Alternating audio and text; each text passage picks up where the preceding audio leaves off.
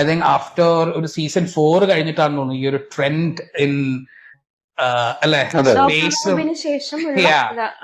സ്പേസും സ്ക്രീൻ സ്പേസും കാര്യങ്ങളൊക്കെ വന്നത്. Now I think after that everyone is becoming that one particular person.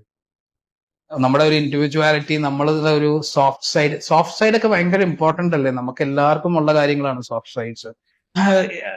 അത് ഇപ്പം അന്നൊരു റോബിൻ മാത്രമേ ഉണ്ടായിരുന്നുള്ളൂ. അപ്പൊ അതൊരു രസമായിരുന്നു, ഭയങ്കര ഇതായിരുന്നു.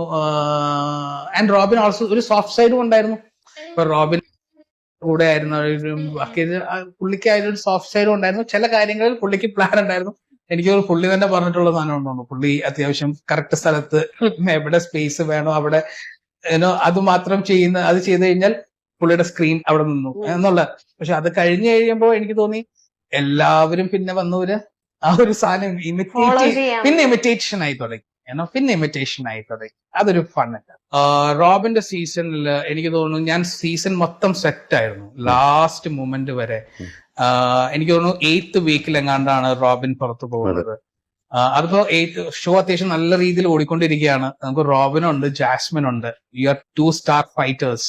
അത് കഴിഞ്ഞിട്ട് കുറെ പേരുണ്ട്, എല്ലാവരും ഒക്കെ. ഇത് വൺ ഡേ ഈവനിങ് ഷോയിന്ന് റോബിനും, അതായത് ജാസ്മിൻ നടന്നു പോകുന്നു, റോബിനെ പുറത്താക്കുന്നു. ഓക്കെ, ഒരു ദിവസം കൊണ്ട് സ്റ്റാർ രണ്ടും നമുക്ക് നഷ്ടപ്പെടുകയാണ്.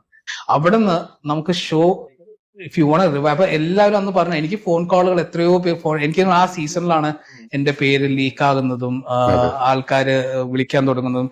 എന്നെ ബോംബെ BJPയുടെ ഓഫീസിൽ നിന്നും അവിടുന്ന് ഇന്ന് കാണുന്നു പറഞ്ഞിട്ട് എന്നെ വന്ന് തല്ലാൻ പോകുന്നു എന്നൊക്കെ പറഞ്ഞ ആൾക്കാർ ചീത്ത പറഞ്ഞുകൊണ്ടിരിക്കുകയാണ്. ഷോ കാണില്ല എന്നൊക്കെ പറഞ്ഞുകൊണ്ടിരിക്കുകയാണ്.